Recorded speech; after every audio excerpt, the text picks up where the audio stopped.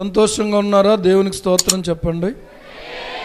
ఈ సమయంలో దేవుని వాక్యములో నుండి ఒక వచన భాగాన్ని మనం చదువుకుందాం. పత్రిక అపోస్తలుడైన పౌలు కొలస్సీలకు రాసినటువంటి పత్రిక మొదటి అధ్యాయము 9 నుంచి 12 వచనాల్లో 2 వచనాలను మనం చదువుకుందాం. నేను చదువుతాను, అదంతా పెద్ద పారాగ్రాఫ్లా ఉంది కాబట్టి మీరందరూ నాతో పాటు కలిసి చదవండి. అందుచేత ఈ సంగతి వినిన నాట నుండి మేమును మీ నిమిత్తము ప్రార్థన చేయుట మానక మీరు సంపూర్ణ జ్ఞానమును ఆత్మ సంబంధమైన వివేకమును గలవారును ఆయన చిత్తమును పూర్ణముగా గ్రహించిన వారునై ప్రతి సత్కార్యములో సఫలులగుచు దేవుని విషయమైన జ్ఞానమందు అభివృద్ధి పొందుచు అన్ని విషయములలో ప్రభువును సంతోషపెట్టునట్లు ప్రార్థన చేసుకుందాం. పరిశుద్ధుడైన తండ్రి, కృపామయుడైన దేవా, నీకు వందనాలు. నీ నామము ఎంతో బలమైనది, ప్రశస్తమైనది, అత్యున్నత నామము నీ నామం. అన్ని నామముల కంటే పై నామము నీ నామం. నీ నామమున మాకు స్వస్థత, నీ నామమున మాకు రక్షణ, నీ నామమున మాకు విడుదల, నీ నామమున మాకు విజయము, నీ నామమున మాకు సహాయము, నీ నామమున మాకు సమస్తము కలుగుతున్నాయి. నాయనా, నీకు వందనాలు చెల్లిస్తున్నాం. ఇప్పుడు కూడా ప్రభువా, మీ నామమును బట్టి మా తండ్రి మేము నీ తట్టు చేతులెత్తుతున్నాం. ఇక్కడున్న ప్రతి బిడ్డను జ్ఞాపకం చేసుకోండి. చిన్నవాళ్ళు, పెద్దవాళ్ళు, తండ్రి, వృద్ధులు అందరినీ కూడా మీరు జ్ఞాపకం చేసుకోండి. మీరు ఆశీర్వదించండి ప్రభువా. నీ దీనదాసుని నాయనా నీ సిలువ చాటున మీరు మరుగు చేయండి ప్రభువా. నాతో మాట్లాడండి, మాతో మీరు మాట్లాడండి. యేసు ప్రభువు పేరట వేడుకుంటున్నాం మా పరమ తండ్రి. ఆమేన్, ఆమేన్, ఆమేన్. మన దేవుని పేరు ఏంటంటే సర్వజ్ఞాని యగు దేవుడు. ఏ దేవుడు అయినా ఎలాంటి దేవుడు? సర్వజ్ఞాని అయినటువంటి దేవుడు. ఆయనకు తెలియనిది ఆయనకు మరుగైనది ఏదీ లేదు. మీరు వెనకాల మాట్లాడుకుంటున్నట్టు కనబడితే మైక్ అక్కడ పంపిస్తాను, నేను కూడా వింటాను ఆ మాటలు ఏంటో. గమనించండి, మన దేవుడు ఎలాంటి దేవుడు? సర్వజ్ఞాని అయినటువంటి దేవుడు. మనకు చాలా జ్ఞానం ఉందనుకుంటాం. మనకు చాలా జ్ఞానం ఉందనుకుంటాం. జ్ఞానం ఎక్కువైపోయి ఈ రోజున ఎన్నెన్నో రకాలైన పరిశోధనలు జరిగి చంద్రమండలం మీద కూడా ఫ్లాట్లు కొనుక్కునే స్థితికి ఎదిగిపోయాం. ఇప్పుడు మనం భూమి మీద సరిపోవట్లేదు, చంద్రమండలం మీద, మరొక గ్రహం మీద కూడా ఏమండి ఇంకా ఏమైనా అవకాశం ఉందేమో అక్కడ కూడా పరిశోధనలు జరుగుతూ ఉన్నాయి. మానవుడు తన జ్ఞానము చేత ఈ ప్రపంచాన్నే ఇంకా శోధించటం పూర్తవలేదు. అలాంటిది మహాదేవుడు, అనంతుడు, సర్వజ్ఞాని అయినటువంటి దేవుడు. ఆయన గురించి ప్రియులారా ఇంకా ఎంత జ్ఞానము ఆయన గురించి మనం తెలుసుకోవాల్సింది ఉందో, తెలుసుకోవడానికి మన లైఫ్ టైం సరిపోదు.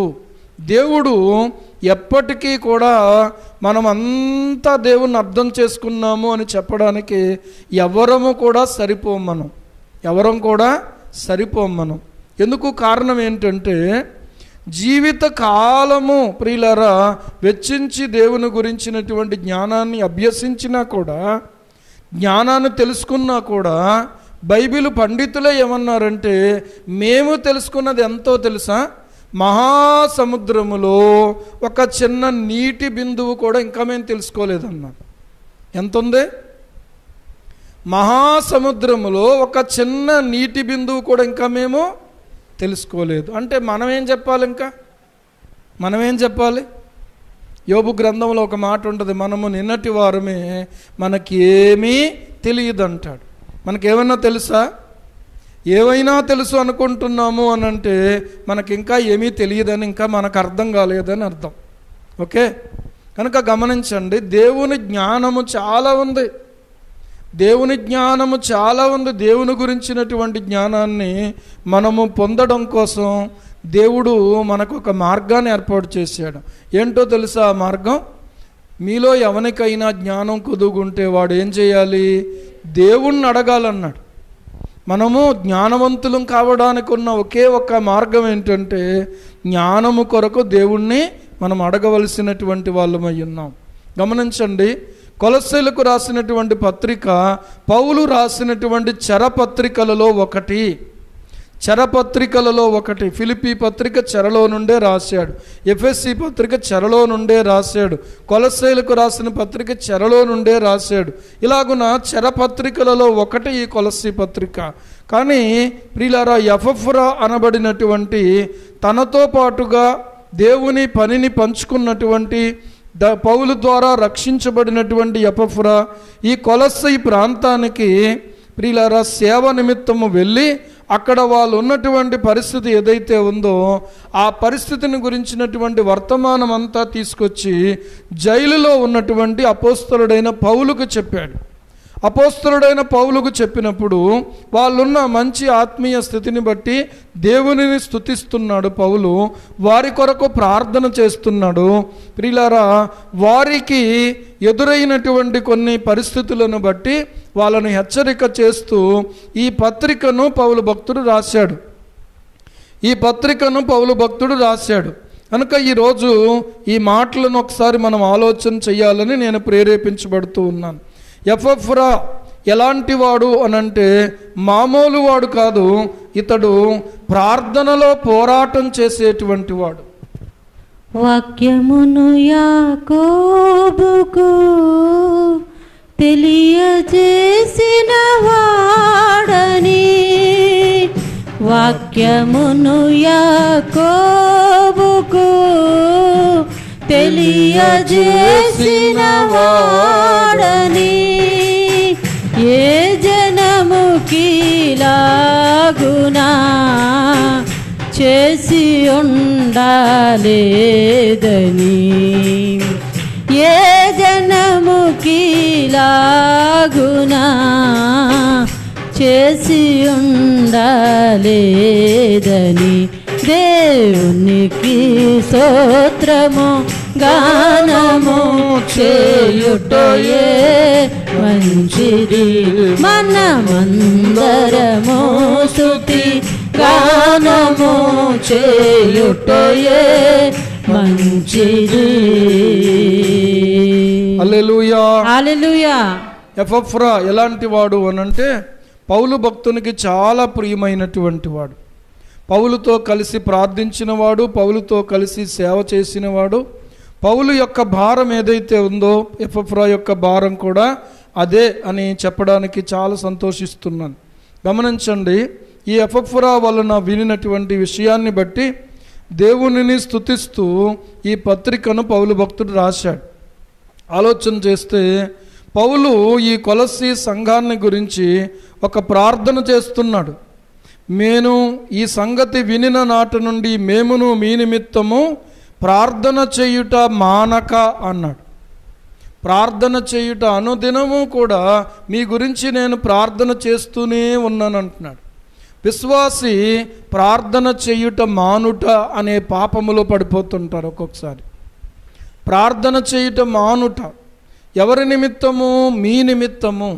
పౌలు భక్తుడు చెప్తున్నటువంటి ఈ మాటను ఆలోచన చేస్తున్నప్పుడు నాకు కూడా అనిపిస్తూ ఉంది, మీ నిమిత్తము ప్రార్థన చేయుట మానక అని నేను చెప్పలేను.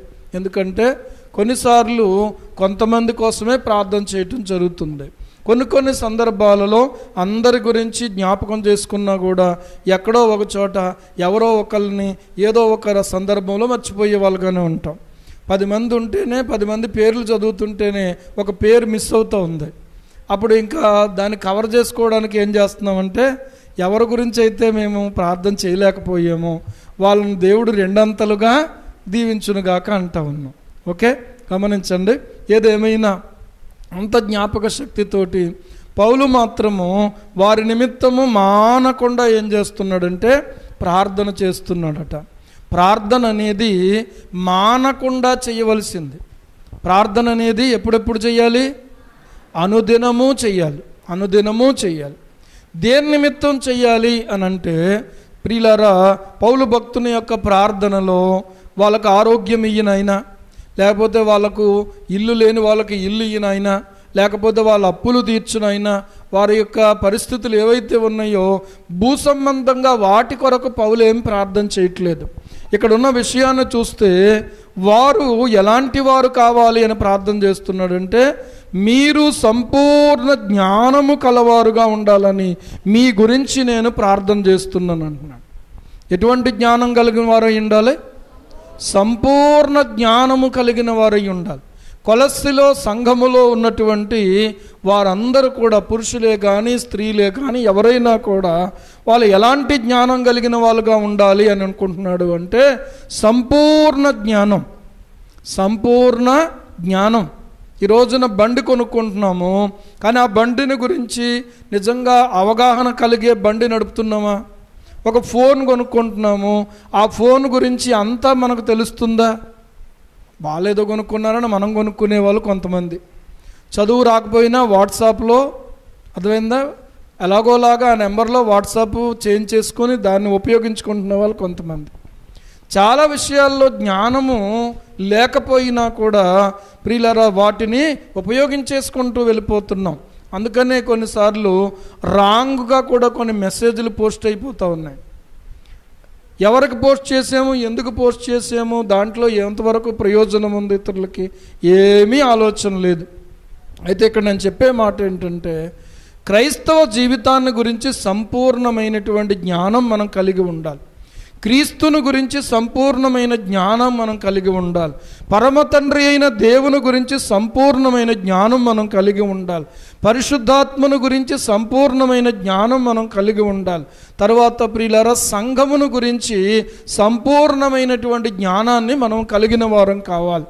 సంఘములో ఉన్నటువంటి వారందరూ కూడా ఎలాంటి వాళ్ళు అనంటే, యేసుక్రీస్తు ప్రభు యొక్క రక్తము చేత సంపాదించుకోబడినటువంటి వాళ్ళు. వాళ్ళు ఎలా వచ్చారు సంఘములోనికి?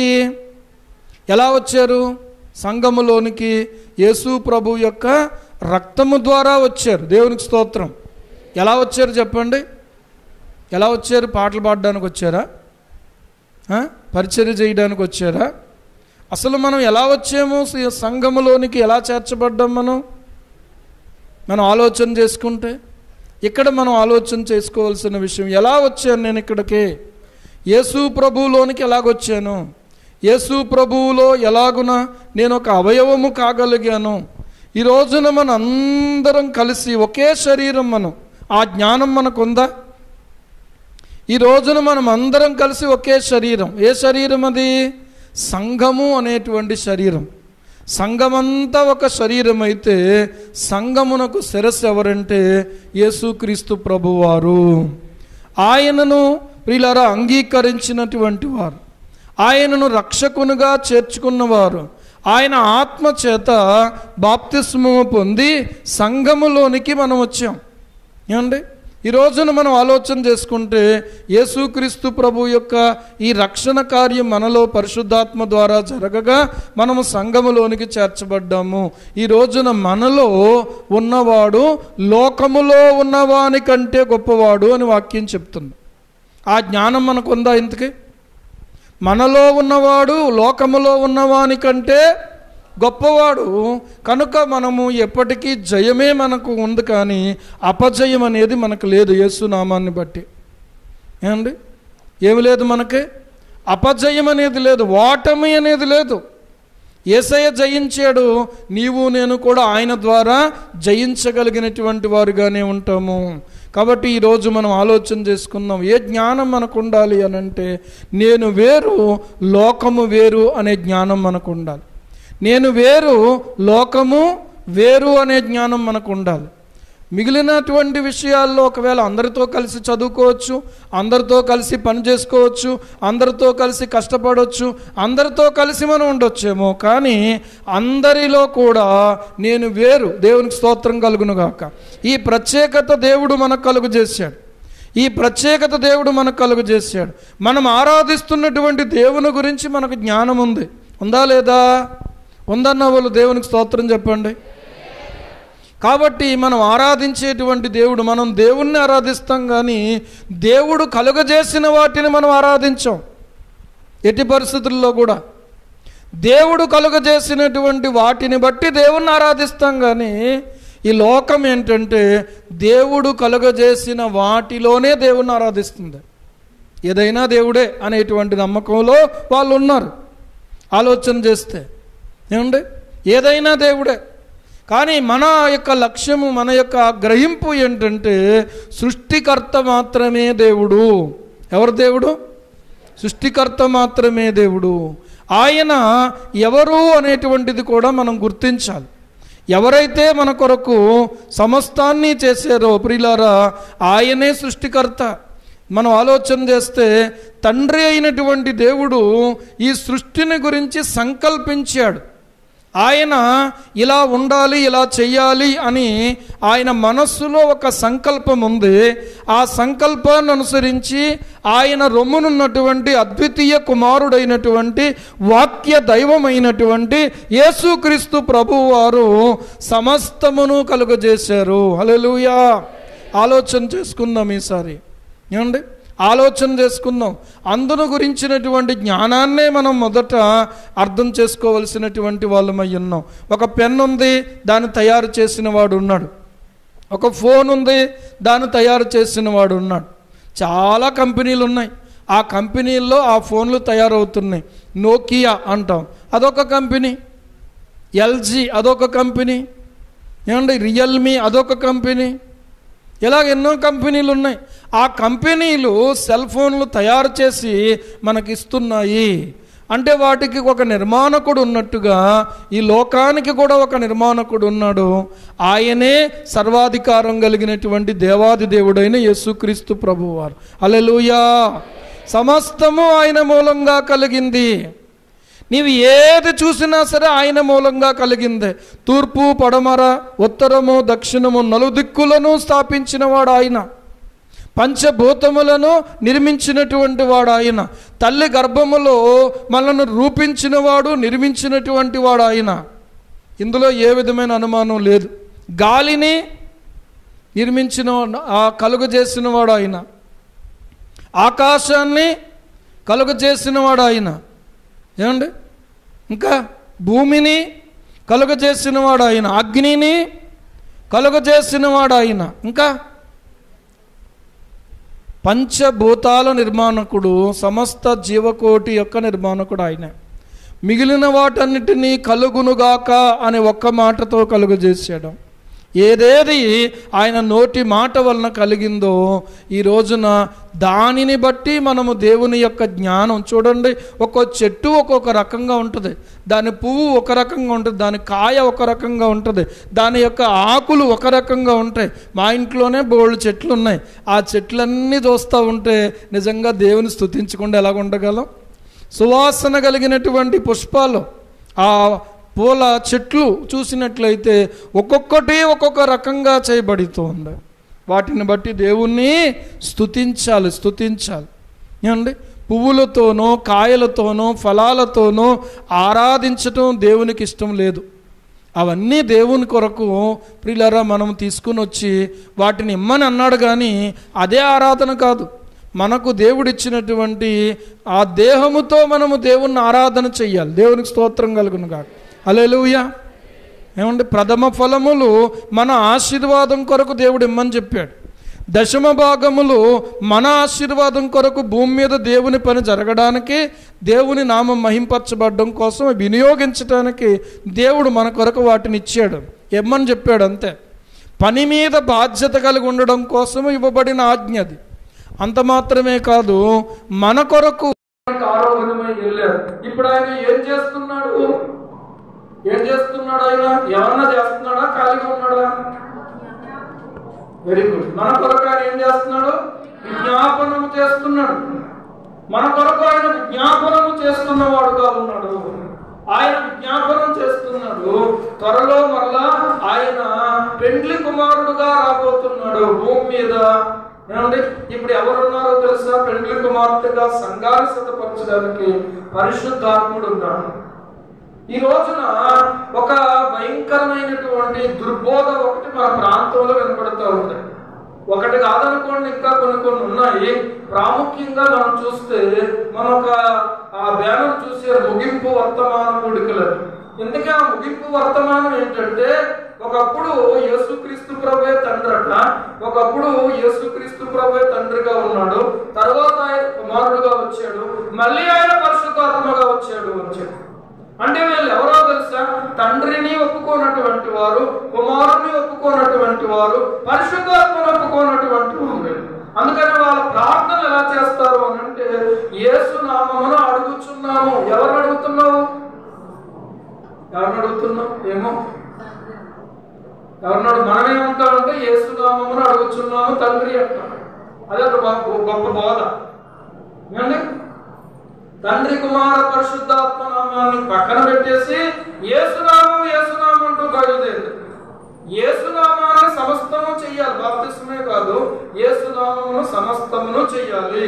సమస్తం భోజనం చేసినా, పానం చేసినా సమస్తము దేవుని మహిమ కొరకు మనం చేయాల్సిందే. హల్లెలూయా. ఈరోజు మనం ఆలోచన చేసుకున్నట్లయితే ఇలాంటి భయంకరమైన దుర్బోధలను తీసుకొచ్చి సంఘాన్ని చెప్తున్నారు కొంతమంది. కనుక మీరు జ్ఞానము కలిగి ఉండండి అని చెప్పాడు. ఏం కలిగి ఉండండి? జ్ఞానము కలిగి ఉండండి అండి. బైబిల్లో నుంచే మళ్ళీ వాళ్ళు ఆ బోధను పిల్లల ప్రచురం చేస్తున్న వారుగా ఉన్నారు. కానీ ఇక్కడ మీరు ఏమి కంగారు పడక్కర్లేదు. వాళ్ళు ఎలాంటి వాళ్ళు అని చెప్తున్నది దేవుని వాక్యం అంటే అబద్ధికులు అని చెప్తుంది వాక్యం. అబద్ధికులు అని దేవుడు చెప్పిన తర్వాత అలాంటి వాళ్ళ గురించి మనకు ఏ విధమైన సంశయం అక్కర్లేదు. యేసునామం యేసునామం యేసునామం, నీకంటే ఎక్కువ యేసునామాన్ని కనపరుస్తున్నాను అని చెప్పండి. దేవుడి స్తోత్రం కలుగుతాడు. యేసు ప్రభువు నామము ప్రియులారా అత్యున్నతమైన నామము, శ్రేష్టమైనటువంటి నామం. ఆయన భూమి మీదకి వచ్చినప్పుడు ఆయన ఒక మాట చెప్పాడు, తండ్రి చిత్త ప్రకారంగా నేను బయలుదేరి వచ్చి ఉన్నాను. చివరి సమయంలో కూడా ఆయన శిలువ మీద కూడా తండ్రి అన్నాడు, ప్రార్థనలో కూడా తండ్రి అన్నాడు. అర్థమవుతుందా? మరి ఆయన ఎవరికి ప్రార్థన చేసినప్పుడు ఏమన్నా ఇది డ్రామా అన్నా? కాదు కాదు కాదు, ఇది చాలా భయంకరమైన దేవదోషం అన్నమాట. ఇది చాలా భయంకరమైనటువంటి దేవుణ్ణి తగ్గించి, లేకపోతే దేవుని మహిమను తగ్గించడమే తప్పింకోటి. చాలా సభలు జరుగుతూ ఉన్నాయి. అన్ని సభలు కూడా వాక్యానుసారమైన సభలు కాదు. అందరు సేవకులు కూడా వాక్యానుసారంగా బోధించేవాళ్ళు కాదు. అర్థమవుతుందా? వాక్యాన్ని మనం జాగ్రత్తగా ఆలోచన చేయాలి. జ్ఞానం కావాలి. ఈ లోకములో స్త్రీలారా చాలా ఆత్మలు పనిచేస్తున్నాయి. పరిశుద్ధాత్ముడు ఒకటే కాదు, దురాత్మలు కూడా పనిచేస్తున్నాయి. మోసపరిచే ఆత్మలు కూడా పనిచేస్తున్నాయి. దయ్యముల ఆత్మలు కూడా, దయ్యముల బోధలు కూడా ఉన్నాయి. మోసపరిచే బోధలు, దయ్యముల ఆత్మలు. యోహాను రాసిన మొదటి పత్రికలో 4వ అధ్యాయంలో ఇందాక నేను చెప్పిన వచనానికి పైన ఉన్నటువంటి ఆ వచనాలు చదివితే అక్కడ రాయబడి ఉంది చూడండి. ప్రియులారా ఏమంటున్నాడు తెలుసా? అనేకులైన అబద్ధ ప్రవక్తలు లోకములోనికి బయలు వెళ్ళి ఉన్నారు. గనుక ప్రతి ఆత్మను నమ్మక ఆయా ఆత్మలు దేవుని సంబంధమైనవో కావో పరీక్షించుడి. ఏం చేయండి? పరీక్షించాలంటే జ్ఞానం ఉండాలి మనకి. పరిశుద్ధాత్మ దేవుని గురించినటువంటి ఆ యొక్క జ్ఞానం మనకుంటే మరొక ఆత్మ పరిశుద్ధాత్మ కాదో, దేవుని నుండి వచ్చిన బోధో కాదో మనం దాన్ని వివేచించగలిగినటువంటి వారుగా ఉంటాం. వెలుగును వెలుగనాలి, చీకటిని చీకటనాలి. కొంతమంది ఏమంటున్నారంటే చీకటిని వెలుగని, వెలుగును చీకటిని, దేవుడినేమో దయ్యమని, దయ్యాన్నేమో దేవుడని అంటున్నారు. వాక్యంలో ఉంది అలాంటి వాళ్ళు ఉన్నారని చెప్పి. కానీ మనకు కావలసినటువంటి జ్ఞానం ఏంటంటే దేవుని గురించిన జ్ఞానం, పరిశుద్ధాత్మను గురించిన జ్ఞానం, వాక్యాన్ని గురించినటువంటి జ్ఞానం మనకు ఉండాలి. ఇక్కడ ఏమంటున్నాడో తెలుసా? 2వ వచనం చూడండి. యేసు క్రీస్తు శరీరధారి అయి వచ్చెనని ఏ ఆత్మ ఒప్పుకొననో అది దేవుని సంబంధమైనది. ఏ ఆత్మ యేసును ఒప్పుకొనదో అది దేవుని సంబంధమైనది కాదు. అంటే మీకు ట్విస్ట్. రెండవది ఏంటంటే క్రీస్తు విరోధి ఆత్మ వచ్చునని మీరు వినిన సంగతి ఇదే, ఇది వరకే అది లోకములో ఉన్నది అని అంటూ ఉన్నాడు. ఇంకొక మాట కూడా మీకు చూపిస్తాను. యోహాను రాసిన మొదటి పత్రిక 2వ అధ్యాయం చదివితే పిల్లల 22వ వచనంలో ఒక మాట రాయబడుతూ ఉంది. యేసు క్రీస్తు కాడని చెప్పువాడు తప్ప ఎవడబద్ధికుడు? తండ్రిని కుమారుని ఒప్పుకొనని వీడే క్రీస్తు విరోధి అన్న. తండ్రిని కుమారుని ఒప్పుకొనని వీడే ఎవరంట? క్రీస్తు విరోధి. చూసారు, వీళ్ళు ఎవరిని ఒప్పుకోరు? తండ్రిని ఒప్పుకుంటేనేమో యేసయ్యని ఒప్పుకోరు, యేసయ్యని ఒప్పుకుంటేనేమో తండ్రిని ఒప్పుకోరు. ఈ రెండూ కూడా అబద్ధ బోధలే. తండ్రిని కుమారుని కూడా మనం ఏం చేయాలి? ఒప్పుకునేవారుగా ఉండాలి. పరిశుద్ధాత్మని కూడా ఒప్పుకునేవారుగా ఉండాలి. ఈ రోజున ఈ మూడు విషయాలలో కూడా మనము జ్ఞానం కలిగినటువంటి వారుగా ఉండాలి. ప్రార్థన ప్రియులారా మనం చేసేటప్పుడు పరమ తండ్రి అయినటువంటి దేవునికి యేసుక్రీస్తు ద్వారా పరిశుద్ధాత్మని సహాయంతో చేసేదే ప్రార్థన. అంటే మీకేం కన్ఫ్యూజ్ అవసరం లేదు. అర్థమవుతుందా? పరమ తండ్రి అయిన దేవునికి మనం ప్రార్థన చేస్తున్నాం. ఎవరి ద్వారా ప్రార్థన చేస్తున్నాము? యేసుక్రీస్తు ప్రభు ద్వారా ప్రార్థన చేస్తున్నాం. ఎవరి సహాయంతో ప్రార్థన చేస్తున్నాం?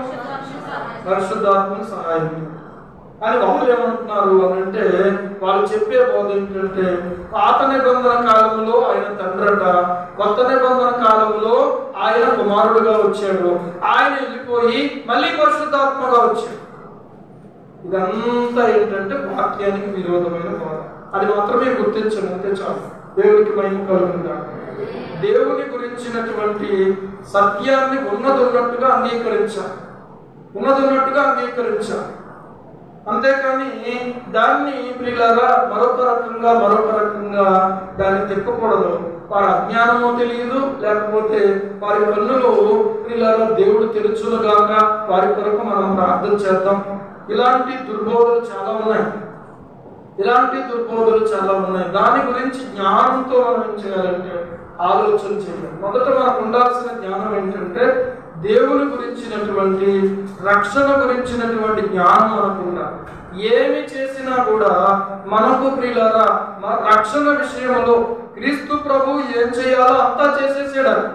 ఇక అక్కడ మనం ఏమి చేయక్కర్లేదు. చేయాల్సిందల్లా ఒకటే ఏంటంటే క్రీస్తు ప్రభువుని మనం ఒప్పుకోవడమే. దేవుడి స్తోత్రం కలుగుతుంది. ఆయన రక్తాన్ని మనం ఆశ్రయించటమే. నీ రక్తమే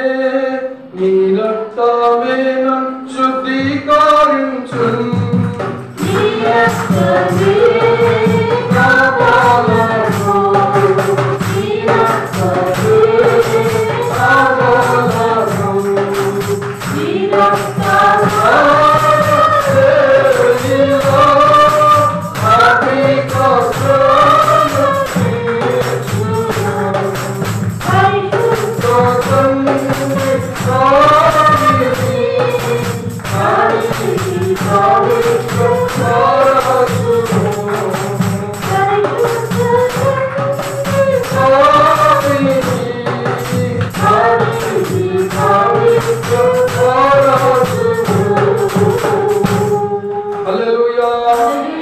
యేసుక్రీస్తు ప్రభు యొక్క రక్తమే మన పాప క్షమాపణకు మార్గం తప్ప ఇంకొకటి ఏమీ లేదు. మరి మజ్జిగ వెళ్తున్నాం కదండి, మజ్జిగ శివులు అనుకోవచ్చు, మేము మజ్జిగ వెళ్తున్నాం కాబట్టి ఇక మేము ఎన్ని తప్పులు చేసినా పర్లేదు అని అనుకోవడానికి కాదు. మజ్జిగ ఎందుకంటే వచ్చిన వారి సేద తీరడానికి మనం చేసే ఒక చిన్న పని అంతే. దానికే నీ పాపాలు క్షమించేస్తాడు ఆయన. పాప క్షమాపణకు ప్రియుల భోజనాలు పెట్టడం కానీ, సంఘంలో ఏదో చేయటం కానీ, ఇవన్నీ ఏంటంటే కృతజ్ఞత కలిగి దేవుడు మనకు చేసిన వాటి కోసం నేనేం చేయాలని చేయటమే తప్ప రక్షణ కోసం కాదు. ఇవేమీ కూడా రక్షణ కోసం కాదు. క్రీస్తు ప్రభు యొక్క రక్తమే మనకు ఆధారం అంతే, ఇంకోటి ఏం కాదు. కొలస్సీ సంఘానికి వచ్చి కొంతమంది ఏమంటున్నారంటే ఇదిగో మీరు సున్నతి పొందాలి అని అంటున్నారు. ఎందుకంటే దేవుడిచ్చిందే కదా అది కూడా అని చెప్పేసి. పాత నిబంధనలో దేవుడిచ్చినటువంటి దానిని క్రొత్త నిబంధనలో దేవుడు యేసుక్రీస్తు ప్రభు యొక్క రక్తము ద్వారా దాన్ని కొట్టివేశాడు. దేవుడి స్తోత్రం. ధర్మశాస్త్రాన్ని దేవుడు కొట్టివేశాడు. ఆ యొక్క విధిరూపకమైన ఆజ్ఞలు కలిగిన ధర్మశాస్త్రాన్ని కొట్టివేశాడు. ఇప్పుడు మనం వాటిని పాటించనక్కర్లేదు. అప్పుడు అది పాటించమన్నాడు. అప్పుడు అది ఒకవేళ పాటించకపోతే వారు దేవుని జనులలో నుండి కొట్టివేయబడతారని చెప్పిన దేవుడే యోహాను సువార్త 1వ అధ్యాయంలో కొత్త నిబంధనలకు వచ్చినటువంటి తర్వాత 12వ వచనంలో ఒక మాట చెప్పాడు. ఏమన్నాడు తెలుసా? తన్ను ఎందరు అంగీకరించిరో వారికందరికీ అనగా తన నామమునందు విశ్వాసం ఉంచిన వారికి దేవుని పిల్లలగుటకు ఆయన అధికారము అనుగ్రహించెను అన్నాడు. హల్లెలూయా. ఏమనుగ్రహించాడు? ఆయన అధికారాన్ని అనుగ్రహించాడు. ఎవరికి? సున్నతి పొందిన వాళ్ళకా? కాదు కాదు కాదు. ఆయనను అంగీకరించిన వారికి మాత్రమే దేవుని పిల్లలు అవ్వడానికి అధికారం అనుగ్రహించాడు. అంతేకాని ఈ రోజున మళ్ళీ వెనక్కి మనం వెళ్ళకూడదు. ధర్మశాస్త్రం యొక్క కాడిని దేవుడు ఏం చేశాడంటే విరగొట్టేశాడు సిలువలో. చప్పట్లు కొట్టి దేవుని మహిమపరచాడు. ఇప్పుడు మనం యేసు ప్రభు యొక్క రక్తం వలన పాపములకు క్షమాపణ పొంది పరిశుద్ధులుగా చేయబడి దేవుణ్ణి కలుసుకోవడానికి మార్గమును దేవుడు సులభమైన మార్గాన్ని, సులువైనటువంటి మార్గాన్ని మనకు దేవుడు ఏర్పాటు చేశాడు. అందుకనే యేసు ప్రభు వారు సిలువ మీద ఆయన ప్రాణం పెట్టినటువంటి సమయంలో ఆయన కేక వేస్తే దేవాలయంలో ఉన్నటువంటి తెర ఏమైపోయింది? పైనుంచి కిందికి చినిగిపోయింది. దేవుడే చింపేశాడు దాన్ని. కింద నుంచి చినిగిందని లేదు, పైనుండి క్రిందికి 2 ముక్కలుగా దేవుడు చింపేశాడు. అర్థమవుతుందా మీకు? అప్పుడేమో తెర ఉంది, ఇప్పుడు తెరలేదు. ఇప్పుడు ఏంటో తెలుసా? ఈ పరిశుద్ధ స్థలంలోకి వచ్చినటువంటి వాళ్ళు డైరెక్ట్ గా అతి పరిశుద్ధ స్థలంలోకి వెళ్ళిపోవడానికి దేవుడు మార్గాన్ని ఏర్పాటు చేసేసాడు. దేవునికి స్తోత్రం కలుగుతారు. దీనికి ఎవరు ఆటంకపరచలేదు. ఎప్పుడైనా ఎవరైనా సరే యేసు ప్రభు రక్తంలో కడుక్కోవడం, దేవుని వాక్యంతో స్నానం చేయటం, ఆ తరువాత దేవుని ఆత్మ సహాయంతో మనము ప్రియులారా బలపరచబడటము, దేవుని సన్నిధిని సమీపించడము అనేది ఒక గొప్ప ప్రక్రియ ఈ రోజు జరుగుతూ ఉంది. కాబట్టి ఇంత గొప్ప కార్యాన్ని అడ్డుకుంటూ ఆటంకపరుస్తూ కొంతమంది మళ్ళీ తిరిగి వెనకకు వెళ్ళి మీరు సున్నతి పాటించాలి, మీరు విశ్రాంతి దినం పాటించాలి, మరి కొంతమంది ప్రార్థన చేస్తున్నారు. పోయిన సబ్బాతు నుండి ఈ సబ్బాతు వరకు ఎంత చెప్పినా కూడా పాపం కొంతమందికి అర్థం కావట్లేదు. సబ్బాతు అనేది శనివారం రోజు. అర్థమవుతుందా మీకు? సబ్బాతు అంటే శనివారం రోజు. ఇశ్రాయేలులకు దేవుడు ఇచ్చినటువంటి కట్టడి ఏంటంటే ప్రియులారా, వాళ్ళు 6 దినాలు కష్టపడాలి. 7వ రోజు అయినటువంటి శనివారపు రోజు వాళ్ళు ఏం చేయాలో తెలుసా? ఏ పని చేయకూడదు, పొయ్యి కూడా రాజపెట్టకూడదు, ఏ బరువును ఎత్తకూడదు, ఏ సేవకుడు పని చేయకూడదు, ఏ యజమాని సేవకునికి పని చేయకూడదు. అందరూ కలిసి ఏం చేయాలంటే విశ్రాంతి దినాన తీరికగా ఉండి దేవుని స్తుతిస్తూ దేవుని ఆరాధన చేయాలి. అది విశ్రాంతి దినం అంటే. కానీ క్రొత్త నిబంధనలో దేవుడు ఏం చేశాడంటే ఆదివారము ఆయన మరణమును జయించి తిరిగి లేచినటువంటి దినాన కూడుకోవడం అనేది మొదటిది. కడపటి దినం ఇప్పుడు ఏమైందంటే మొదటి దినానికి వచ్చింది ఆరాధన. దేవుని స్తోత్రం. యేసు ప్రభు వారు శనివారం లేచాడా, ఆదివారం లేచాడా? దొరుకుతుందా? ఆదివారము లేచాడు. శనివారమున ఆయన ఇంకా ఎక్కడ ఉన్నారు?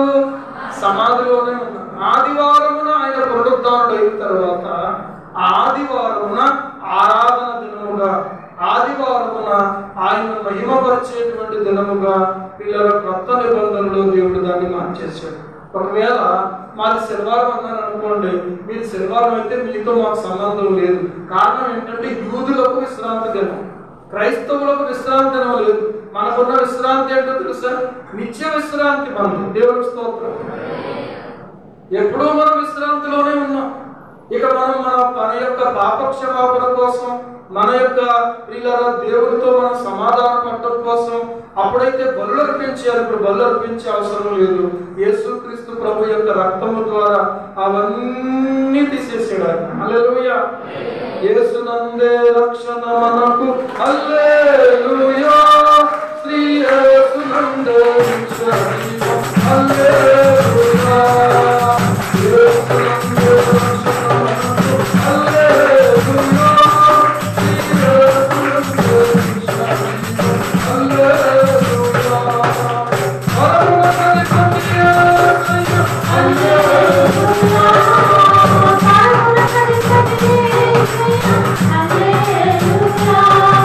Hallelujah.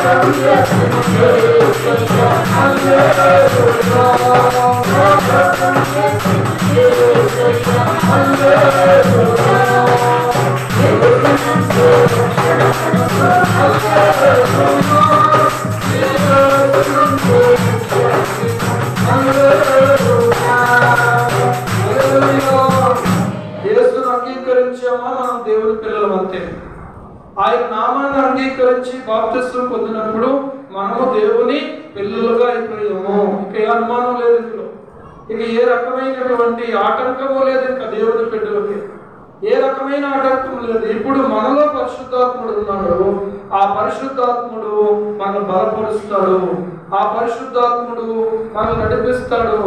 దేవుని బిడ్డలను ఆలోచన చేసుకుందాం. ఏంటంటే ఎఫెసీ పత్రిక 5వ అధ్యాయము 18వ వచనంలో ఒక మాట రాయబడింది. దయచేసి మీరు చూడండి. ఎఫెసీ పత్రిక 5వ అధ్యాయం 18వ వచనం. మరియు మద్యముతో మత్తులై ఉండకుడి, దానిలో దుర్వ్యాపారము కలదు, అయితే ఆత్మ పూర్ణులై ఉండుడి అని రాయబడింది. ఏమై ఉండండి? ఆత్మ పూర్ణులై ఉండండి అని చెప్పి. ఆత్మ పూర్ణులై ఉండడం అంటే అర్థం ఏంటి? వాట్ మస్ట్ బి అనేటువంటి ఒక దైవజనుడు దీని గురించి ఒక చక్కని మాట చెప్పాడు. మనము నింపబడుట అనేటువంటిది ఆలోచన చేసినప్పుడు ఏమంటే సంపూర్ణత అంటే నింపబడుట అనే ఒక అర్థం ఉంది. ఆలోచన చేస్తే మనం ఎలాంటి జ్ఞానం కలిగి ఉండాలంటే సంపూర్ణ జ్ఞానం కలిగి ఉండాలన్నాడు అక్కడ కొలస్సీ పత్రికలో. ఇక్కడేమన్నాడంటే ఆత్మ పూర్ణులై ఉండమని చెప్పాడు. ఇక్కడ ఆత్మతో మనము నిండుకొని ఉండాలి అని చెప్పి. ఒక వ్యక్తి కోపముతో నిండుకుంటే ఆ కోపము చేత అతడు అదుపు చేయబడతాడు. అలా నింపబడుట అంటే అదుపు చేయబడుట అని ఇంకొక అర్థం చెప్తాడు.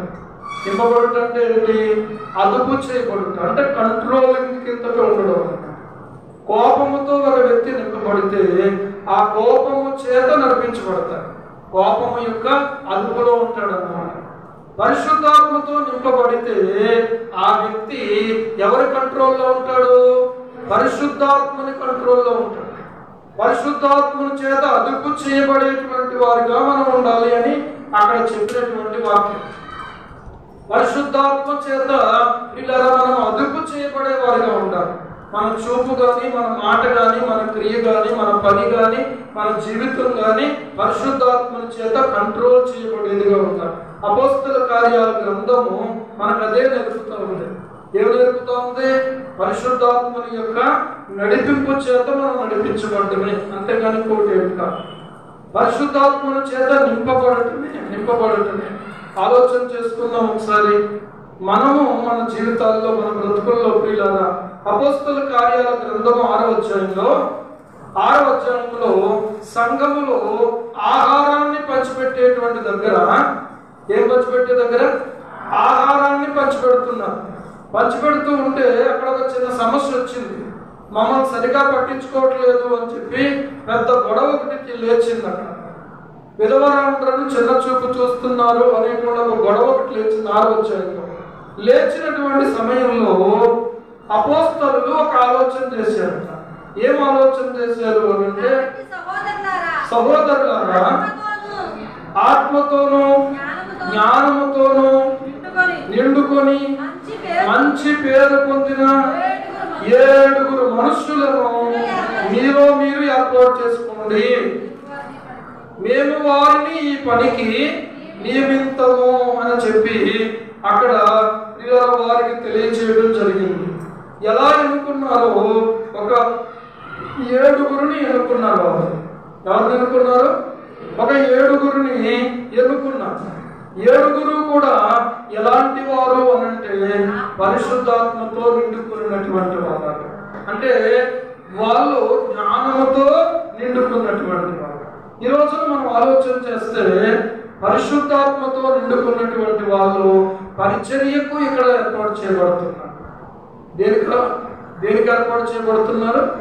పరిచర్యకు ఏర్పాటు చేయబడుతున్నారు. అంటే ఇక్కడ ఉన్న విషయం ఏంటంటే, ఈ గొడవ సద్దు మనగాలంటే ఇక్కడ పరిశుద్ధాత్మ చేత నడిపింపు కలిగినటువంటి వాళ్ళు కావాలి అని చెప్పి. అర్థమవుతుందా? మేమేమో ఇలాంటి పని చేయడానికి మేము లేవు. దేని కొరకున్నాము అని అంటే ప్రార్థన చేయటం యందును వాక్య పరిచర్య యందును ఎడతెగక మేము ఉందుము. మా పని ఏంటంటే ప్రార్థన చేయుట, వాక్య పరిచర్య చేయుట.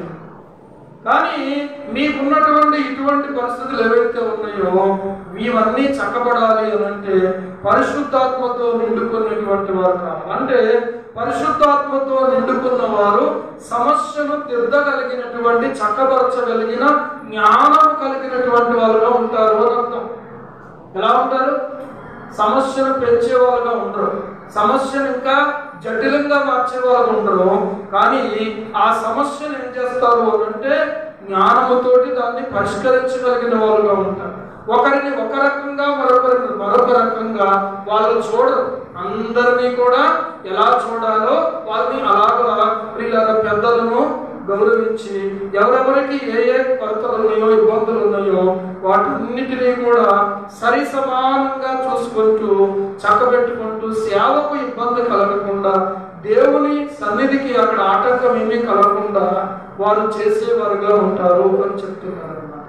ఇలాంటి ఒక సమాజంలో వాళ్ళు ఎలాంటి వారిని అనుకున్నారు అని అంటే ఆత్మతో నిండుకున్నవారు. రెండవది ఏంటంటే జ్ఞానముతో నిండుకున్నవారు. తర్వాత ఏంటి అని అంటే ప్రియులారా విశ్వాసముతో నిండుకున్నవారు. దేంతో నిండుకున్నవారు అంటే నింపబడటం అంటే అర్థం ఏంటి అని అంటే ఇక వారు ఇందాక పాట పాడారు కదా పిల్లలు, ఏంటది? నింపుమా అంచుల వరకు. యేసుక్రీస్తు ప్రభు వారు ఆ యొక్క కానా పెండ్లి విందులో ఆ బాణలను నింపమన్నప్పుడు ఎంత మటుకు వారు నింపారట? సగం కూరుకున్నారా? కొంచెం కూరుకున్నారా? అంచుల మట్టుకు వారు నింపేశారు. దేవుడికి స్తోత్రం కలుగుతారు. నింపబడుట అనేది జరగాలి అని అంటే ప్రియులారా నిండే వరకు కూడా వారు ఏం చేస్తూ వచ్చారు అని అంటే ఆ నీళ్లు తీసుకొస్తున్నారు, పోస్తున్నారు, నీళ్లు తీసుకొస్తున్నారు, పోస్తున్నారు. ఎంత మట్టుకు వారు చేశారు అంటే సంపూర్తిగా వారు చేశారు, సంపూర్తిగా వారు నింపేశారు. ఆ నింపిన తర్వాతనే ప్రభు ఏమన్నారంటే ఇప్పుడు మీరు వింది ప్రధాన దగ్గరకు ఈ నీళ్ళు తీసుకెళ్ళన్నారు. ప్రభువు చెప్పినటువంటి మాటకు సంపూర్ణంగా వారు చేసినటువంటి తర్వాత ఆయన నోటి మాటతో ఆ నీళ్ళు ఏమైపోయినాయి అంటే ద్రాక్షారసంగా మారిపోయినాయి. దేవుడికి స్తోత్రం కలుగుతున్నారు. హల్లెలూయా. ఎక్కడైనా కొరతున్నప్పుడు దేవుని మాటను ఆధారం చేసుకుని పనిచేసేవారుగా మనం ఉండాలి. ఆలోచన చేస్తే ఇక్కడ ఒక సమస్య వచ్చింది. ఆ సమస్య ఏంటి అని అంటే వాళ్ళకు ఆ సమస్యను పరిష్కరించడానికి జ్ఞానంతో నిండుకున్నటువంటి ఒక వ్యక్తిని దేవుడు వారికి చూపించాడు. 7 మనుషులను ఎన్నుకున్నారు. ఈ 7 మనుషులు కూడా కలిసి పరిచర్య చేయటం ద్వారా సంఘం ఏమైందో తెలుసా? 7వ వచనం చూడండి. దేవుని వాక్యము ప్రబలమై శిష్యుల సంఖ్య యెరూషలేములో బహుగా విస్తరించెను అన్నాడు. పరిశుద్ధాత్మతో నిండుకున్న వారి ద్వారా ఏం జరుగుతుందంటే దేవుని వాక్యం ఇంకా ప్రబలమవుతుంది. పరిశుద్ధాత్మతో నిండుకున్న ద్వారా ఏమవుతుందంటే ఇంకా అనేక మంది శిష్యులుగా చేయబడడం జరుగుతుంది. ఇంకా అనేక మంది ఇలా దేవుని యొక్క రాజ్యం ఇంకా వ్యాప్తి చెందుతుందన్నమాట. పరిశుద్ధాత్మతో నిండుకున్నప్పుడు కొన్ని వరాలు కూడా పరిశుద్ధాత్మ దేవుడు ఇస్తాడు. అది ఆయన ఇష్టము చొప్పున ఇచ్చేటువంటి వరాలు అవి. కొంతమందికి భాషల వరం ఇస్తాడు, కొంతమందికి ప్రవచన వరం ఇస్తాడు, కొంతమందికి స్వస్థత వరం ఇస్తాడు, కొంతమందికి జ్ఞానం అనే వరం ఇస్తాడు, కొంతమందికి విశ్వాసం అనే వరం ఇస్తాడు, కొంతమందికి వాక్యం అనే వరం ఇస్తాడు. ఈ వరాలన్నీ కూడా పరిశుద్ధాత్మ దేవుడు తన చిత్తము చొప్పున మనకి ఇచ్చేటువంటి వాడుగా ఉంటాడు. ఈ రోజు నేను ఒక మాట చెప్తున్నాను. కొంతమంది వాళ్ళ పేర్లు కింద వేసేసుకుంటున్నారు. మన ఎవరినో చూశాను నేను, 8 కృపావరాలు కలిగిన దేవుని ఆ దైవజనురాలు అని చెప్పి. ఎన్ని వరాలు ఉన్నాయట? 8 కృపావరాలు కలిగిన దైవజనురాలు అని చెప్పి. అలా చెప్పుకోమని బైబిల్లో ఎక్కడ ఉందా? అలా చెప్పుకోమని బైబిల్లో ఎక్కడ లేదు. నాకు దేవుడు కొన్ని వరాలు ఇచ్చాడు, కానీ నేను ఎప్పుడూ కూడా కింద ఈ వరము కలిగిన దైవజనుడు ఎప్పుడు ఎంచుకోలేదు. ఇప్పటికీ కూడా ఎంచుకోలేదు. ఎందుకు? కారణం ఏంటంటే ఆ వరమును బట్టి దేవుడు గొప్ప చేయబడాలి కానీ మనము గొప్ప చేయబడకూడదు. అర్థమవుతుందా? ఆ వరమును బట్టి పిల్లల స్వస్థత వరము కలిగిన దైవజనులు, వివేచన వరము కలిగిన దైవజనులు. నాకు చాలా కాలం క్రితం ఒక దైవజనుడు యొక్క పేరు కింద చూశాను, 9 కృపావరాలు కలిగిన దైవజనులు. ఏంటంటే వీళ్ళకి ఏమొచ్చింది నాకు అర్థం కదా. ఏంటిది? ఏమి ఆలోచన ఇది? ఎక్కడి నుంచి వచ్చింది? బైబిల్లో నుంచి వచ్చిన ఆలోచన ఇది, దేవుని నుండి వచ్చిన ఆలోచన ఇది. చదువుకున్న వాళ్ళు వాళ్ళ డిగ్రీని పక్కన పెట్టుకుంటారు, అది వేరే సంగతి. కొంతమంది పెట్టేవారు మన పెళ్లి కార్డులో ఈ డిగ్రీ చెప్పండి పోస్ట్ గారు అంటే దీంట్లో వేస్తా ఉంటాను. నేను అన్నాను వద్దులే బాబు, చదువుకోలేదంటే మీరు చదువుకున్నారు కానీ డిగ్రీ పక్కన వేసుకుంటే తప్పే, అది ఎవరిష్టం అంతే. కానీ వరమును దేవుడు ఇచ్చినప్పుడు దేవుడు గొప్ప చేయబడాలా, మనుషులు గొప్ప చేయబడాలా? ఇప్పుడు ఎవరు గొప్ప చేయబడుతున్నారు? మనుషులు గొప్ప చేయబడుతున్నారు. పరిశుద్ధాత్మతో నిండుకున్న వారికి ఉండే గొప్ప లక్షణం ఏంటంటే వాళ్ళను వాళ్ళు గొప్ప చేసుకోకుండా దేవుడు మాత్రమే గొప్ప చేయబడాలని కోరుకోవడం. దేవుడికి స్తోత్రం కలుగుతారు. అలా గొప్ప చేయబడాలని కోరుకునే వాళ్ళు పరిశుద్ధాత్మ నింపుదల క్రింద లేరు అనే విషయం గుర్తించాలి. ఈ రోజున అలాంటి యొక్క ఘనత ఎవరైతే కోరుకుంటున్నారో పరిశుద్ధాత్మతో నింపబడితే వాళ్ళు కోరుకోరు. ఎవరి పేరైనా కూడా దేవుని పేరే కనపడాలి కానీ నా పేరు కనిపించకూడదని కోరుకునేవాడే అపోస్తలుడైన పౌలు. ఏమంటాడో తెలుసా? యేసుక్రీస్తు దాసుడుగా ఉండడానికి నేను పిలువబడ్డాను అంటాడు. దేవుని స్తోత్రం కలుగుతుంది. ఒకవేళ ఏమైనా ఎంచుకోవాలంటే నేను యేసు ప్రభు దాసుడుగానే ఎంచుకోవాలి. అంతకుముందు నేను ఆ ఫ్లక్స్ లో వేయించుకునేవాడిని ఏంటంటే ప్రభు పాద దాసుడు అని చెప్పి. ఎవరై దాసుడు? మనం పరిశుద్ధాత్మతో నిండినటువంటి వాళ్ళుగా, ఇలాంటి యొక్క ఆలోచన కలిగిన వాళ్ళుగా, పరిశుద్ధాత్మతో నింపబడిన వారు పని చెయ్యాలి కానీ దేవుడు గుర్తించబడాలి కానీ మనంగా దేవుడి స్తోత్రం కలుగుతుంది. మనమాట ఎలా ఉంటామంటే ఈతకాయంత పని చేస్తామంటే తాటికాయంత గుర్తింపును కోరుకుంటాం. ఎంత పని? ఈతకాయ పెద్దదా తాటికాయ పెద్దదా? ఈతకాయ అంత పని, దాని గుర్తింపు ఎంత? తాటికాయ ఎంత? ఒకళ్ళు ఎవరో కానీ చర్చిలో ఫ్యాన్ ఇచ్చారట, సరిగ్గా పాస్ట్ గారి నెత్తి మీద ఫ్యాన్. ఆ ఫ్యాన్ మీద పేరు వేయించుకున్నారట. అక్కడ షరత్ ఏంటంటే చర్చిలో వచ్చిన వాళ్ళందరికీ ఆ పేరు కనిపిస్తూ ఉన్నారు. ఫ్యాన్ ఎప్పుడు వేసుకోను ఇచ్చినందుకు పేరు కనిపించాలి. ఇప్పుడు తిరుగుతున్న ఫ్యాన్లు రెక్కల మీద ఉన్న పేర్లు ఏమైనా కనపడతాయి మనకి అంటే ఎప్పుడూ వేసుకోవద్దు, ఎవరో లేనప్పుడు వేసుకోండి. ఏంటిది? పేరు కోసమా? పరిశుద్ధాత్మతో నిండుకున్నటువంటి వారు శక్తి కలిగి పనిచేసే వారుగా ఉంటారు. దేవుడికి స్తోత్రం కలిగి ఆత్మలను రక్షించేవారుగా ఉంటారు. ఆత్మల కొరకు ప్రసవ వేదన పడి కన్నీళ్లు కార్చి ప్రార్థించే వాళ్ళుగా ఉంటారు. వారు పరిశుద్ధాత్మతో నిండుకున్న వారు దేవుని వాక్యాన్ని లోతుగా పరిశీలన చేసేవారుగా ఉంటారు. పరిశుద్ధాత్మతో నిండుకున్న వారు ఎలా ఉంటారు అని అంటే తన ఎదుట కనబడిన ఒక విశ్వాసిని ఘనంగా ఎంచుకునే వాళ్ళుగా ఉంటారు. కొంతమంది ఎలా ఉంటారో తెలుసా? మేమంతా సూపర్ అండి, వాళ్ళంతా డూపర్ అండి అన్నట్టు. ఎవరంట? మనం ఆలోచన చేసుకుందాం ఏంటంటే పరిశుద్ధాత్మతో నిండుకున్నటువంటి వాళ్ళు ఎలా ఉంటారు అంటే యేసు ప్రభువు లాంటి మనస్సు కలిగిన వాళ్ళుగా ఉంటారు. దేవుడి స్తోత్రం. మీకు ఒక పోలిక, ఒక లక్షణం చెప్తున్నాను. యేసు ప్రభువును చూడండి, పరిశుద్ధాత్మతో నిండుకున్నటువంటి వారు ఎలా ఉంటారంటే ప్రభువును పోలే నడుచుకునేటువంటి వారుగా ఉంటారు. ఈ రోజున అలా ఉందా సేవలో? అలా ఉందా పరిచర్యలో? అలా ఉందా ప్రార్థనలో?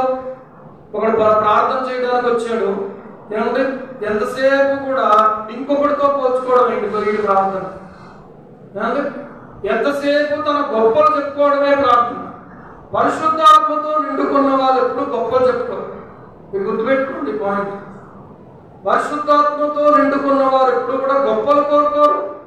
ఇంకొకటి ఏంటంటే పరిశుద్ధాత్మతో నింపుదల కలిగినటువంటి వాళ్ళు వీళ్ళ ఖర్చు అయిపోతుంటారు, మళ్ళీ ప్రార్థించి మళ్ళీ దేవుడు నింపుతాడు. దేవుడికి స్తోత్రం కలుగుతాడు. ఒకే నింపుదల ఉండదు ఎప్పుడు కూడా. మాట్లాడిన తర్వాత శక్తి బయటకు వెళ్తున్న తర్వాత మళ్ళీ తిరిగి మోకరించి ప్రార్థించి శక్తి పొందుకోవాల్సి ఉంటుంది. ఇప్పుడు మనం ఉన్నాం చూడండి, ఇప్పుడు కారు మీద వెళ్ళినా బండి మీద వెళ్ళినా ఎక్కడో ఒక చోట ఆ రిజర్వ్ లో బండి పడినటువంటి సమయంలో ఏం చేస్తాం మనం? ఫిల్లింగ్ స్టేషన్ దగ్గర ఆగి పెట్రోల్ అయితే పెట్రోల్, డీజిల్ అయితే డీజిల్, గ్యాస్ అయితే గ్యాస్ పెట్టించుకోవాలి. లేకపోతే ఏమవుతుంది? లేకపోతే ఆగిపోతుంది. ఇది కూడా అంతే. పరిశుద్ధాత్మతో నింపబడుట అనేది అనుదినము జరుగుతూ ఉండే పని అంతే. అంతేగాని ఒకసారి నింపబడ్డాము ఇంకెప్పటికీ కూడా అదే అనుకోవడానికి వీల్లేదు.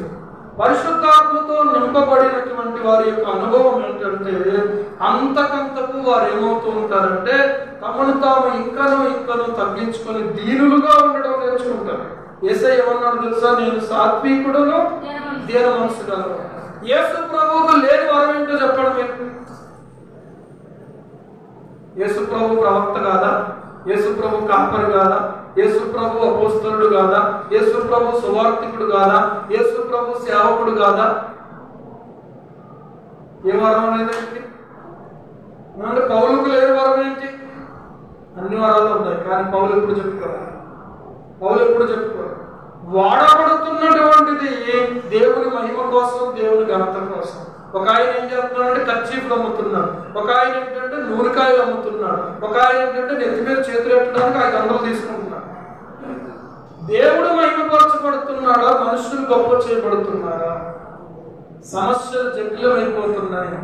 దేవుని బిడ్డలారా, ఒక ఆయన ఏమంటాడంటే ప్రార్థన చేయడానికి వచ్చాక మన ఊర్లోనే ప్రార్థన చేయడానికి వచ్చి అమ్మ మీ ఇంట్లో అక్కడ ఏదో మూట కనపడుతుంది అంటున్నాడు, దెయ్యం కనపడుతుంది అంటున్నాడు.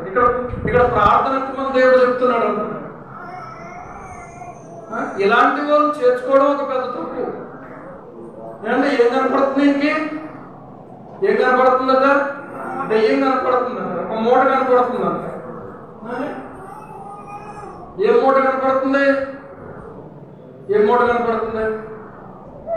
స్పష్టత ఏమీ లేదు, దోషం కనపడుతుంది.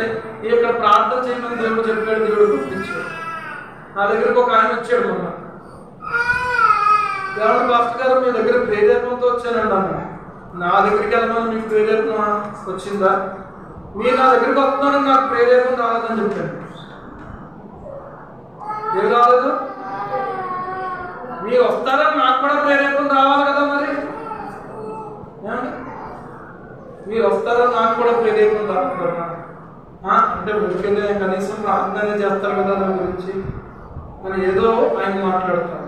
నేను ఒక మాట చెప్తున్నాను ఏంటంటే, ఏ మాటలు పడితే ఆ మాటలు నమ్మి ఈ రోజున మనం ప్రయాణం చేయకూడదు. ఎక్కడ పడితే అక్కడ పరుగులెత్తకూడదు. ఏంటంటే యూట్యూబ్లో కూడా వర్తమానాలు మీరు ఆలోచన చెయ్యండి. ఒక దైవజనుడు ఇలా చెప్పాడు, ఏమనంటే జాక్ మోరన్ గారు అనే దైవజనుడు ఇలా చెప్పాడు, ఏ దైవజనుడు అయితే డబ్బులు అడుగుతాడో అతడు దేవుడు పంపిన సేవకుడు కాదని గుర్తించడం అంతే. దేవుడికి స్తోత్రం కలుగుతుంది. ఈ సేవకులు విశ్వాసం గురించి మాట్లాడుతున్నారు, కింద అకౌంట్ నెంబర్ ఇస్తున్నారు. పైగా మళ్ళీ ప్రభు మిమ్మల్ని ప్రేరేపిస్తే ఈ అకౌంట్కి డబ్బులు పంపించారు. అసలు ఆ మాట ఎందుకన్నా? పరిశుద్ధాత్మతో నింపబడి నడిపించబడుతున్న పరిచర్యలు కాదు ఇవి అని చెప్పేసాడు. నా గురించి కాదు, నేను చెప్పిన మాట కాదు, ఆయన చెప్పిన మాట. మీకు ఏదైనా దెబ్బలాడుంటే ఆయన అడ్రస్ చెప్తారు, అక్కడికి వెళ్ళి ఆయనతో దెబ్బలాడతాడు. ఓకే, పరిశుద్ధాత్మతో నింపబడే అనుభవం ఏంటంటే వీళ్ళ శ్రమలను అనుభవించి ప్రభు గురించి సాక్ష్యం ఇచ్చారు. పరిశుద్ధాత్మ నింపబడడం అంటే దేవుడికి స్తోత్రం కలుగుతుంది. కన్నీళ్లతో ప్రభు సన్నిధిలో కన్నీళ్లతో ఒక ఆత్మ కొరకు ప్రసవేదన పడి ప్రార్థన చేయటం, ఇలాంటి అనుభవాలు ఉన్నాయా? పరిశుద్ధాత్మతో నింపబడడానికి మనం ఇష్టపడతాం. ఇంకా ప్రార్థిస్తాం, ప్రభువా నన్ను నీ ఆత్మతో నింపునైనా కోరుకున్నాను, నాకు ఇంకా జ్ఞానం దయచేయనైనా కోరుకున్నాను. అందుకని ఏమంటున్నారంటే పౌలు భక్తుడు, మీరు సంపూర్ణ జ్ఞానము గలవారుగా ఉండాలని మీ గురించి నేను ప్రార్థన చేస్తున్నాను అంటున్నాను. ఎలాంటి జ్ఞానము? సంపూర్ణ జ్ఞానం కలిగిన యేసు ప్రభువు చూపించినటువంటి ఏమండి ఆ యొక్క ఆలోచనలు ఏంటి, తలంపులు ఏంటి ఇలా వచ్చేస్తున్నాయండి. విచిత్రంగా ఉంది పరిస్థితి. ఈరోజు యేసుక్రీస్తు ప్రభువును హెచ్చించడానికే పరిచర్య కానీ మమ్మల్ని హెచ్చించుకోవడానికి పరిచర్య మాత్రం కాదు. కనుక ప్రియులారా, ఒక మాట నేను మీకు మనవి చేస్తున్నాను. పరిశుద్ధాత్మతో ఇంకా మనం నింపబడాలి. ఇంకా మనము వీక్ గా ఉన్నాము అని అంటే దాని అర్థం ఏంటంటే ఇంకా నింపుదల జరగలేదన్నమాట, ఇంకా మనము నింపబడలేదన్నమాట. సంపూర్ణంగా మనం నింపబడడానికి మరింత ప్రార్థన అవసరం.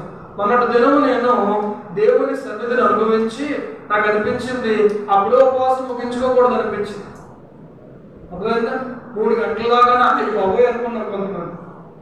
అందుకే రాలేదు కదా కొంతమంది 3 గంటల దాకా. వచ్చిన వాళ్ళు కొంతమంది ఏమో ఫోన్లు వచ్చినాయను, లేకపోతే నీరసం వచ్చిందనో, నిద్ర వచ్చేస్తుందనో, యాలబడిపోయి వెళ్ళిపోయారు అంతే. ఆ ప్రార్థన అయిన తర్వాత నాకు ఎంత బలంగా ఉందో దేవుడికి స్తోత్రం కలుగుతుంది. ఎందుకో తెలుసా? బలం ఎక్కడిదే?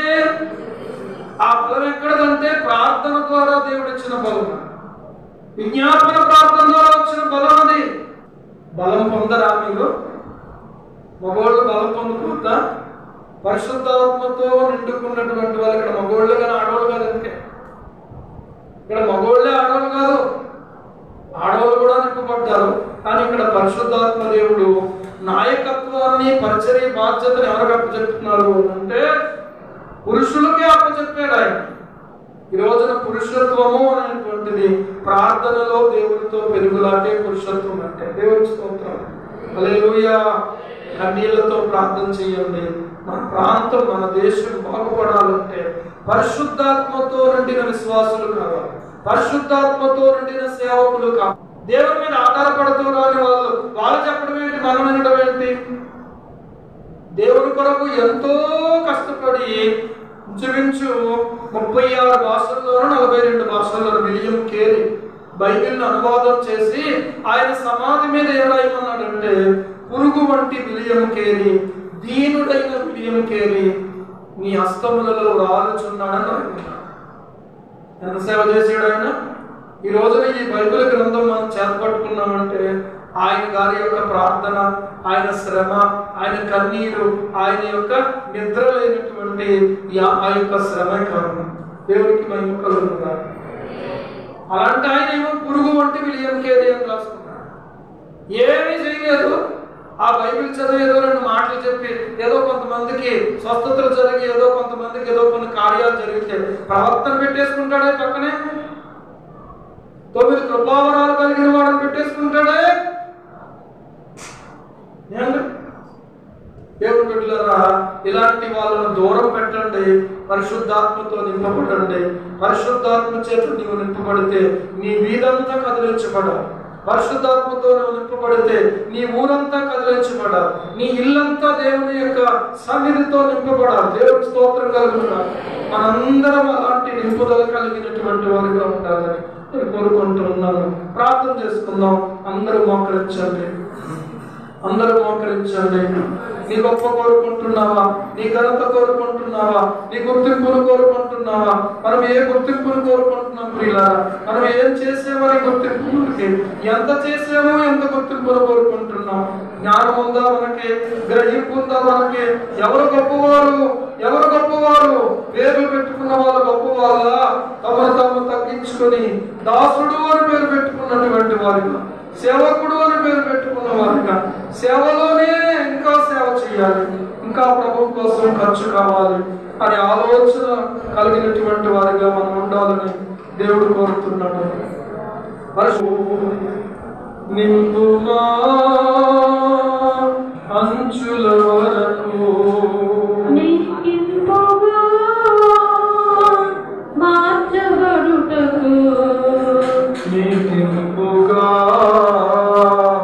మార్చబడుటకు రతికుండను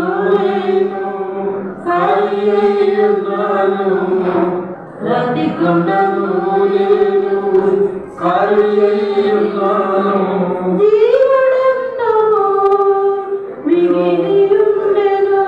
రక్తదారులు కడగండి, శుద్ధి చేయండి. జీవపు డంబము నాలో మిగిలి ఉన్నాను. పాడండి. స్తోత్రం, స్తోత్రం.